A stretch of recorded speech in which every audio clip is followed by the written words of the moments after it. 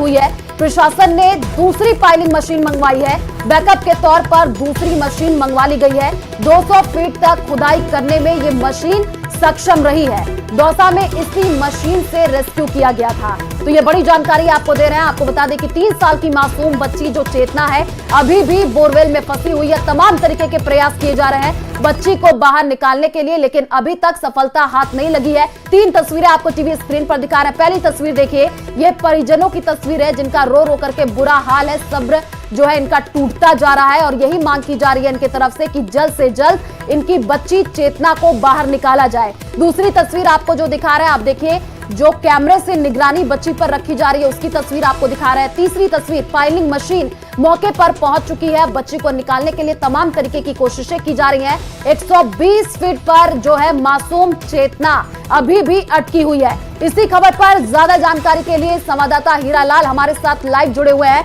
उन्हीं का रुख कर लेते हैं। हीरालाल, मौके से जरा तस्वीर दिखाइएगा। दूसरी पाइलिंग मशीन भी पहुंच चुकी है, किस हिसाब से रेस्क्यू किया जा रहा है? जी, इस समय की सबसे बड़ी अपडेट ये है कि प्रशासन ने दूसरी पाइलिंग मशीन मौके पे बुलाई है। ये पाइलिंग मशीन वही पाइलिंग मशीन है जो दौसा में जब इस प्रकार का जो घटना घटित हुई थी, वहां जो रेस्क्यू ऑपरेशन किया गया था, वहां भी यही दूसरी जो पाइलिंग मशीन है उसको मंगवाया गया था। बताया जा रहा है कि ये वहां पर जो घटना घटित हुई थी उस समय जो पहली जो पाइलिंग मशीन थी वो खराब हो गई थी। उसके बाद बैकअप के तौर पर दूसरी पाइलिंग मशीन मंगाई गई थी और उसमें करीबन 6 घंटे से ज्यादा का समय लगा था। तो यहाँ प्रशासन ने एहतियात बरतते हुए दूसरी पाइलिंग मशीन को बैकअप के तौर पे मंगवा लिया। मैं बताना चाहूंगा कि फिलहाल जो पाइलिंग मशीन जो प्लान बी के तहत जो गड्ढा खोदा जा रहा था वो अभी फिलहाल कुछ देर के लिए रोका गया है और प्लान ए के तहत जो रेस्क्यू टीम लगातार प्लान ए को अंजाम दे रही थी और बच्ची को बाहर निकालने की जो रेस्क्यू किया जा रहा था वो अभी भी प्रयासरत है कि किसी प्रकार से है जो बच्ची को बाहर निकाल लिया जाए, क्योंकि प्लान ए के तहत जो रोड डालकर जो एल बैंड है उसको गड्ढे में डालकर बच्ची तक जो बैंड है उसको पहुंचाकर उस बच्ची के हाथों पैरों में जो है उस बैंड को अटकाकर उस बच्ची को बाहर निकालने का जो प्रयास है वो लगातार जारी है।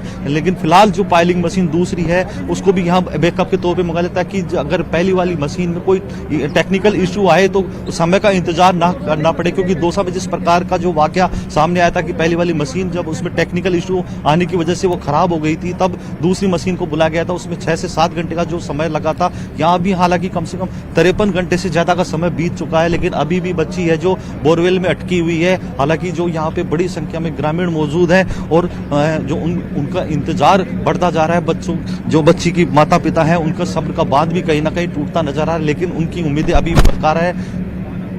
बिल्कुल हीरालाल, क्योंकि 53 घंटे से ज्यादा हो चुका है। परिजनों का भी रो रो करके बुरा हाल है। मौके से आप लगातार तस्वीरें दिखा रहे हैं, जरा बताइएगा, क्योंकि हमने देखा था कि कल तक जो है बच्ची का मूवमेंट देखने को मिला था, अभी क्या कोई मूवमेंट देखने को मिल रहा है?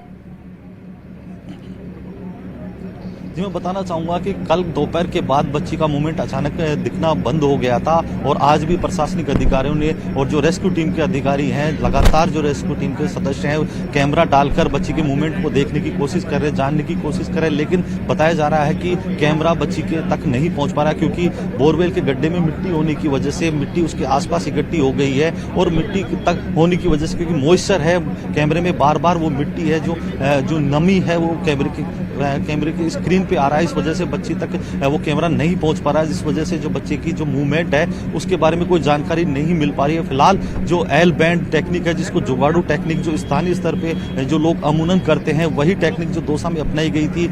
आमतौर पर जब भी इस प्रकार की घटना होती है तो एल बैंड वाली जो जुगाड़ू जो टेक्निक है उसी के जरिए आज यहाँ ये रेस्क्यू ऑपरेशन पिछले 53 घंटों से लगातार जारी है।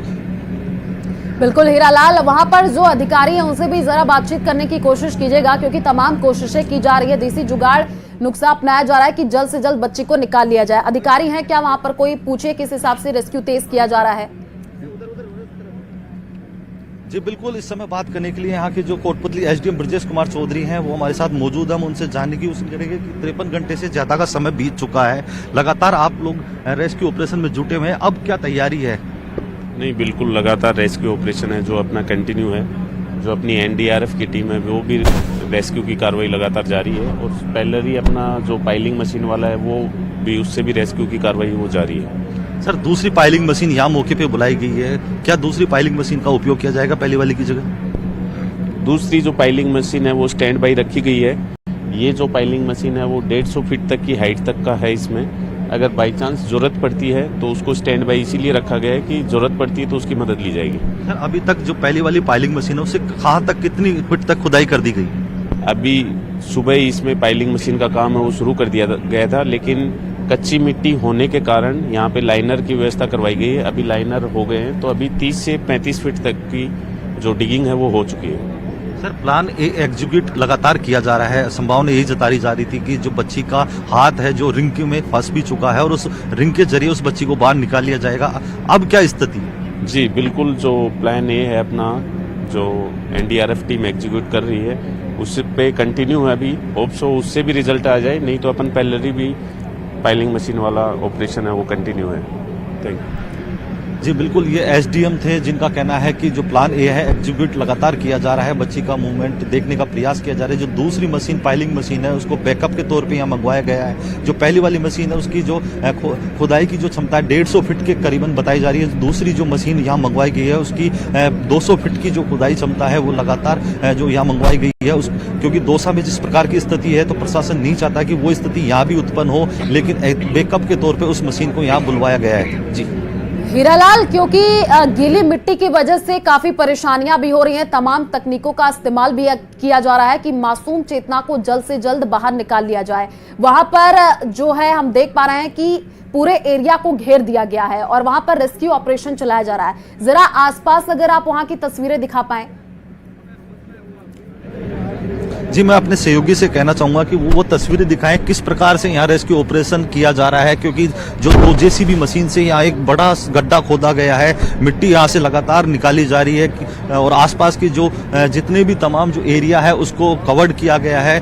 पोल लगाकर रस्सी के सहारे उसको बैरिकेटिंग की गई है। जो पुलिस जवान है, पुलिस अधिकारी हैं, वो यहाँ कानून व्यवस्था के तौर पे मौजूद है। पुलिस जो जवान है उनको भी उन बैरिकेड्स के पास तैनात किया गया है ताकि बड़ी संख्या में जो ग्रामीण है इस रेस्क्यू ऑपरेशन देखने के लिए यहाँ जुटे हुए हैं और किसी प्रकार की रेस्क्यू ऑपरेशन में डिस्टर्बेंस इन ग्रामीणों की वजह से नहीं, क्योंकि एक उत्सुकता होती है ग्रामीणों में।